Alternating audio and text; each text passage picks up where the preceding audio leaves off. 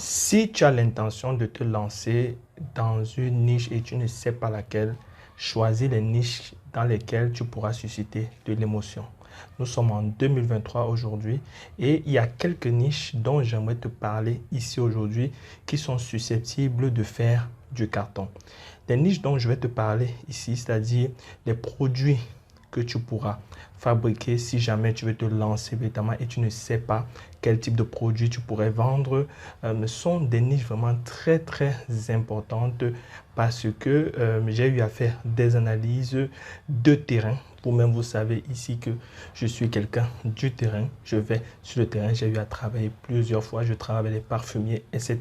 Donc, je connais ce qui est vendable. Et en plus, aujourd'hui, il y a des niches vraiment très tendances que tu peux vendre comme des bouts de pain. Donc, je t'invite à suivre cette vidéo jusqu'à la fin.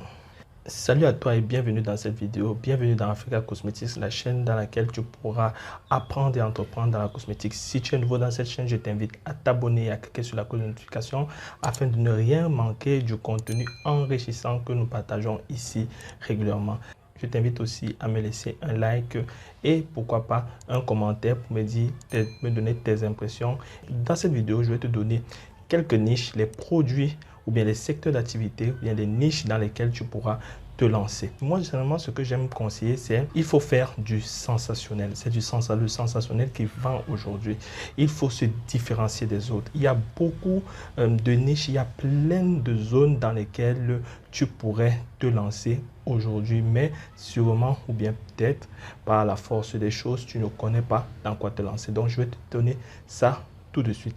La première chose, la première niche qui pour moi est rentable, c'est la niche nappy. Qui n'aimerait pas avoir un produit, par exemple, qui frise les cheveux naturellement? Qui n'aimerait pas avoir un produit ou une huile qui traite l'alopécie? Qui n'aimerait pas avoir une huile qui traite, par exemple, la déshydratation capillaire? Qui n'aurait pas envie d'avoir une crème traitante ou bien une aire mayonnaise, etc. Qui n'aimerait pas avoir ce type de produit? Aujourd'hui, les produits nappy sont très bien vendus et très bien acceptés, tout simplement parce que les Africains ont compris que c'est en Afrique que se trouve la source du naturel. Donc, du coup, lorsque tu proposes un produit nappy, lorsque tu proposes un produit qui est capable, un produit naturel qui est capable de traiter le cheveu sans utiliser tous ces produits chimiques que l'on a l'habitude d'utiliser là, tu ne peux pas manquer de clients. C'est un secteur vraiment très porteur. Il y a une forte demande et tu pourras même te rendre compte que lorsque tu vas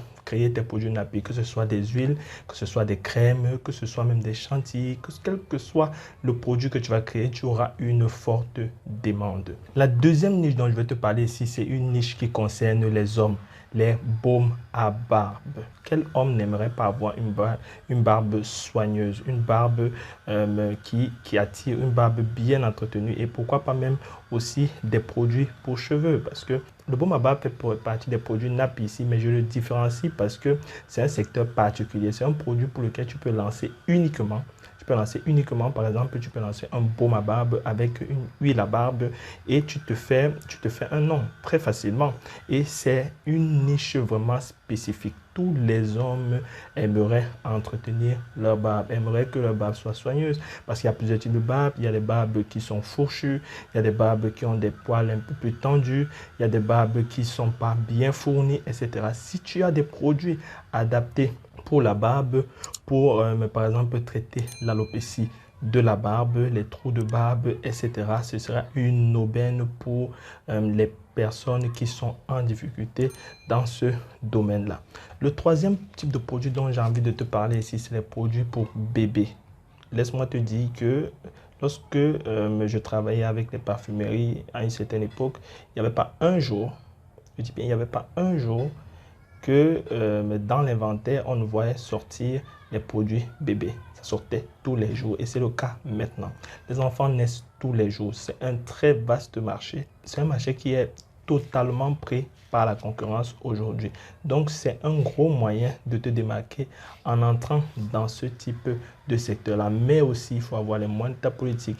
Il faut savoir comment pénétrer. Tout ces business dont je suis en train de parler ici, il faut avoir les moyens de sa politique, il faut savoir comment pénétrer, il faut savoir comment se différencier des autres, comment se différencier de la concurrence, asseoir des stratégies propres à son business. Je te dis, je t'assure ici que si tu as l'intention de créer un produit ou bien une gamme de produits pour bébé, lance-toi sans hésiter. C'est vrai que tu auras les difficultés dans un premier temps parce que les gens ont plus confiance aux personnes extérieures, mais tu peux te lancer dans une niche précise. Tu peux dire, par exemple, fabriquer Tu peux par exemple fabriquer des huiles comme l'huile de palmiste qui est très utilisée par les mamans. Donc tu peux apporter ta touche personnelle. Tu peux par exemple avoir une huile de palmiste parfumée. C'est une idée que je donne comme ça.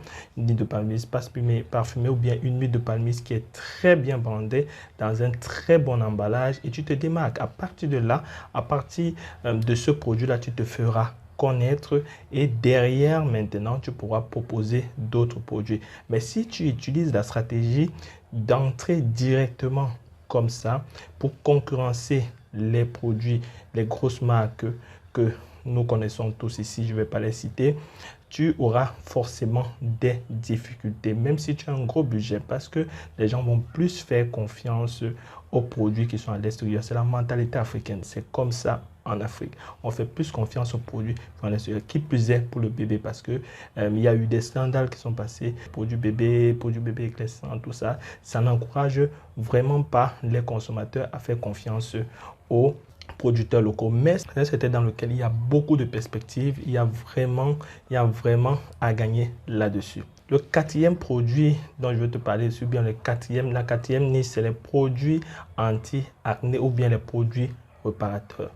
Il y a toujours les problèmes d'acné, il y a toujours les problèmes de points noirs, il y a toujours les problèmes de peau, il y aura toujours les problèmes de peau, de cernes, qui plus est même de quinto aujourd'hui avec l'utilisation des produits éclaircissants, etc. Ce qu'on appelle généralement les mamies, etc. Là, il y a tout ce type de problème là. Donc, tu peux entrer dans la niche de produits traitants en proposant des produits traitants. Mais la stratégie que je vais te donner ici, si tu te lances dans ce type de niche, commence par spécifier un type de problème et le traiter. Tu peux commencer par traiter un problème qui touche une plus large audience ou bien une plus large cible comme le produit anti-acné. Tu peux créer une gamme anti-acné, tu peux créer une eau micellaire par exemple qui va venir nettoyer le visage, tu peux créer une lotion démaquillante et tu peux créer aussi dans la même gamme une lotion anti-acné qui va venir détruire les boutons. Et après, lorsque tu vas t'impliquer, lorsque tu auras de la visibilité, lorsque tu vas pouvoir te faire connaître, maintenant tu pourras créer des autres produits spécifiques qui vont venir lutter contre ces différents produits-là. Parce que si tu te lances directement, parce que beaucoup de gens font l'erreur de se lancer directement en créant une large gamme alors qu'ils n'ont pas les moyens d'industrie. Maintenant, si vous avez les moyens de votre politique, si vous avez un budget, vous avez un assez gros budget, vous voulez sortir en grand comme une grosse marque, avec une usine, avec un plan marketing, avec un gros budget publicitaire, vous pouvez vous lancer comme ça sans aucun souci. C'est un secteur qui est très bien niché et qui marche très bien. La niche suivante dont je vais te parler ici, c'est une niche que j'aime pas trop, mais je dois l'avouer, c'est une niche vraiment qui est très demandée, très sollicitée. C'est la niche des produits éclaircissants. Les gens adorent les produits éclaircissants. Ce serait te mentir de ne pas te lancer dans ce domaine-là. J'aime pas personnellement ce domaine, tu le sais, parce que je trouve que c'est les produits qui détruisent la peau, c'est les produits vraiment qui, à la longue, donnent certaines maladies. Et aussi au niveau des valeurs, nous devons conserver notre teinte de peau, nous devons conserver notre patrimoine génétique, etc. Donc, je ne suis pas très fan de ça, mais les Africains adorent ça. Les Africains adorent ça.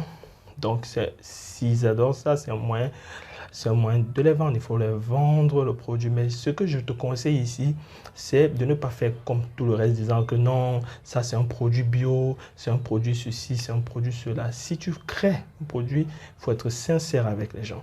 Il Vous leur dites, ok, oui, ça va te faire ci, ça va te faire ça, mais à la longue, ça pourrait te causer telle ou telle chose. C'est vrai, ça paraît incongru de ma part, mais c'est ma moralité qui fait en sorte que je te disais ces choses-là. Donc, parce que j'aime pas. J'aime pas en fait. Mais il faut bien offrir ce que les gens aiment. En business, c'est ça. Il faut bien offrir ce que les gens aiment et ils seront contents. C'est pas comme s'ils sont pas conscients. Les gens sont bien conscients que c'est des produits qui sont dangereux. Ce sont des produits qui peuvent causer de nombreux torts sur la peau et qui peuvent causer dans le système même immunitaire. Maintenant, ce qu'il faut savoir lorsque vous fabriquez ce type de produit, surtout pour les petits producteurs, ce sont des produits qui n'ont pas une longue durée. Tout simplement parce que le produit au départ va très bien agir sur la peau, mais après, au fil du temps, vous allez entendre des clients dire vraiment, j'utilisais ça avant, ça donnait très bien, maintenant ça ne donne plus sur ma peau, etc. C'est pour ça que vous allez constater que quelqu'un qui a l'habitude de se décaper, l'habitude de blanchir sa peau, il va tout le temps changer de produit parce qu'il utilise un produit, ça ne répond plus, il se dit qu'en utilisant un autre, ça va répondre. Or, c'est tout simplement la peau qui se fatigue ou bien la peau qui commence à avoir certaines pathologies.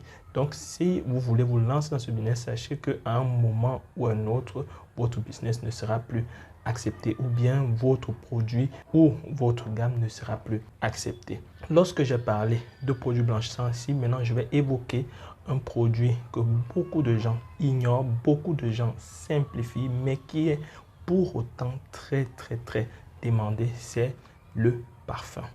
Lancez-vous dans le parfum, les amis. C'est vrai que la production du parfum, je parle du parfum ici, je parle de l'eau de toilette et ses dérivés, ça demande une certaine technique. Ce n'est pas n'importe qui fabrique du parfum, mais c'est un domaine dans lequel vous pourrez vraiment vous lancer et vraiment vous démarquer des autres. Je connais plusieurs fabricants de parfums, de connaissances dans le secteur de la cosmétique qui s'en sortent très bien et qui ont même des difficultés pour pouvoir satisfaire la demande tellement c'est demandé, Et aussi, le parfum est tendance aujourd'hui. Aujourd'hui, les gens sont fiers d'utiliser un parfum qui est fabriqué par exemple en Afrique, qui est fabriqué par exemple au Cameroun, qui est fabriqué par exemple en Gambie, en Côte d'Ivoire, etc. Donc, les gens ont cette tendance-là à revenir aux sources pour pouvoir avoir des produits de qualité parce qu'ils sont convaincus que c'est en Afrique que tout a commencé. Je vais terminer cette vidéo en vous donnant un autre produit qui est assez connexe. Et vous remarquez même que la majorité des gens, surtout ceux qui font dans le personal branding cosmétique, ils vendent les produits amincissant. C'est un produit aussi qui donne très bien avec la cosmétique parce que c'est le bien-être. Les femmes, généralement, ont les problèmes de ventre, le poids, etc. Donc, elles veulent allier cosmétique et bien-être. Donc, c'est aussi un domaine dans lequel, si vous avez, par exemple, déjà votre business cosmétique ou bien votre produit que vous proposez, vous pouvez mettre ce business-là en annexe pour proposer ça à vos différents clients. Donc, c'était une vidéo pour vous édifier sur les différentes niches dans lesquelles vous pouvez vous lancer dans la production de ces types de produits-là. J'espère que vous avez les idées à présent pour pouvoir vous lancer. Donc, je vous remercie d'avoir suivi cette vidéo. Je vous invite une fois de plus à vous abonner et à cliquer sur la cloche de notification. Ne manquez pas sans me laisser un pouce. C'est ça qui m'encourage à vous donner encore plus de contenu. On se dit ciao, ciao.